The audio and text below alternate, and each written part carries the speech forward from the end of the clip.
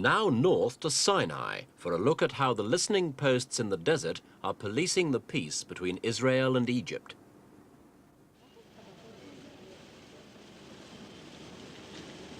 It's now almost a year since the second disengagement between Israel and Egypt came fully into effect. Under the accords signed in Geneva in September 1975, the Egyptians regained another 700 square miles of Sinai territory up to the edge of a 1,700 square mile United Nations buffer zone, stretching from the Mediterranean to the Gulf of Suez.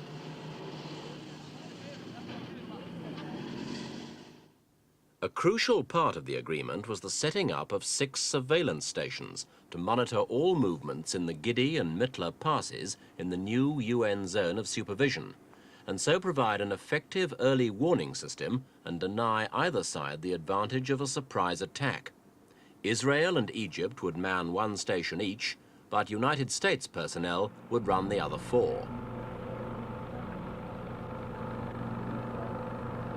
The passes are 2,000-foot-high barren outcrops of granite and sandstone, sparsely dotted with desert scrub.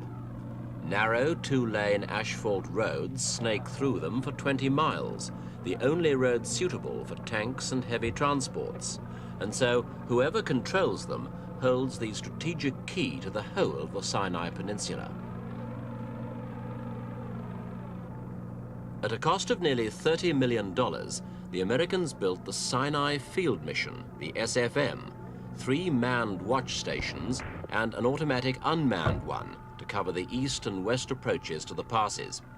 Together, they contain some of the most sophisticated surveillance equipment ever designed. Each manned station has a team of technicians who work on shift in pairs to provide continuous round-the-clock monitoring. Around the stations are sensor fields, specially selected areas implanted with seismic and other devices that are so sensitive they can detect the footfalls of camels and even the scamperings of rabbits and foxes. All movements are logged and reported back to a central communications base. In the first 10 months of operations, the technicians have become so skilled at interpreting what they hear that they can usually tell immediately whether animals or vehicles have caused a particular disturbance, and even what size and how many they are.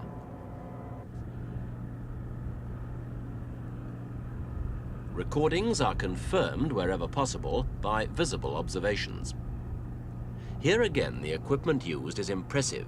The unit's best telescope is powerful enough to count the notches on a fence post 18 miles away, and they also have an electrically enhanced starlight scope that makes night seem like day.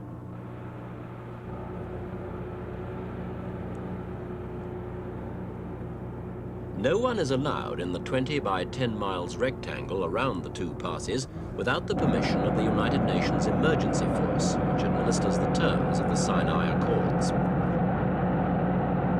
The UN troops are sometimes called on to investigate a finding that's not immediately clear to the monitors. But so far, all they've found are a few Bedouin tribesmen looking for water along the old traditional desert paths.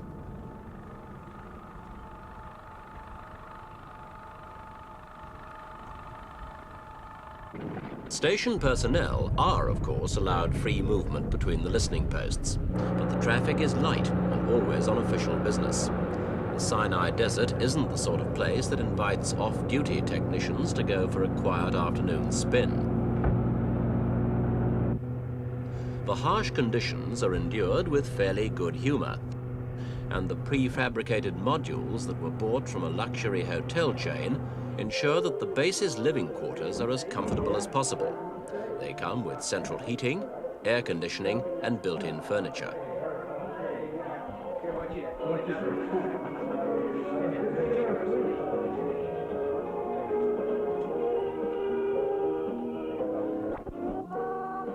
Cocooned from a hostile environment in much the same way as the oilmen of Alaska, 144 men have to call this home for at least another 2 years. Not all the comforts of home are here, but there's a same-day laundry service run by one of the base's 10 women. or the technicians themselves can do their own washing in the machines provided.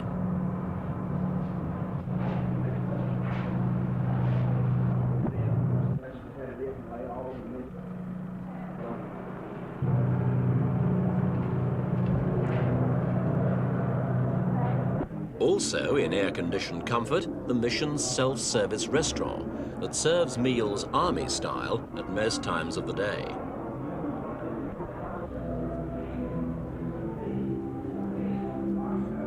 And if you don't like the food, there's plenty of other things to choose from at the PX store, including drink and cigarettes at duty-free prices.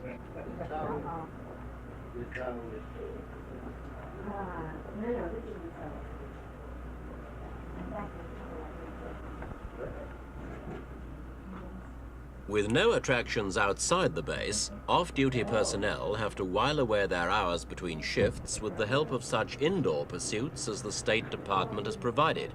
These are considerately varied. And this is one of the most widely used books we have, this is national. There's a well-stocked library that receives up to 60 new books every month and a wide variety of magazines.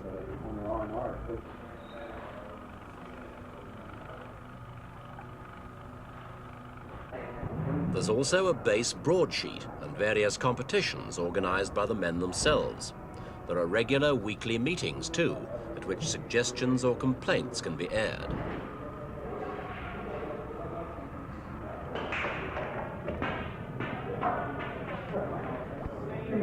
The base is strong on sports and games. The indoor recreational area contains a pool room and a well-equipped gymnasium for the more energetic.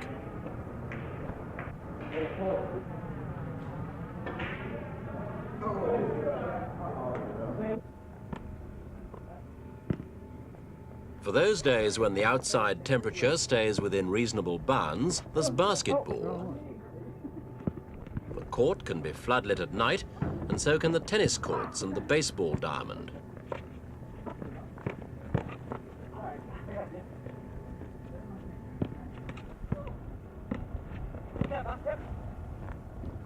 Physical fitness gets a high priority. A resident doctor gives regular medical checks to all personnel. The wide-ranging temperatures in Sinai can bring on colds, coughs and sore throats, and the desert itself provides other hazards like sandflies, mosquitoes, scorpions and several varieties of poisonous snakes.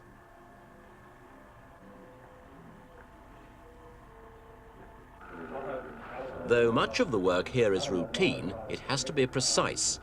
Any message sent to, say, Jerusalem must also be sent to Cairo at the same time and in exactly the same form. The base's contacts are quick and effective. The teletype machines can handle 100 words a minute, and direct communication with Washington can be established in less than 30 seconds. Try to contact 001 Mr. Thorne on their channel 2. Alamo, this is Sabine Mountain, you copy? In the unlikely event of a power failure, all radio and teletype systems are backed up by battery-operated receivers and transmitters. Some of the equipment used here was developed for surveillance purposes during the Vietnam War, and there were some technical experts who believed that it simply wasn't good enough to do the job in Sinai. But after 10 months operation, Base Director Nick Thorne has no doubts about it. No, we have been very much surprised at the much greater range of sensor surveillance than we'd been led to expect.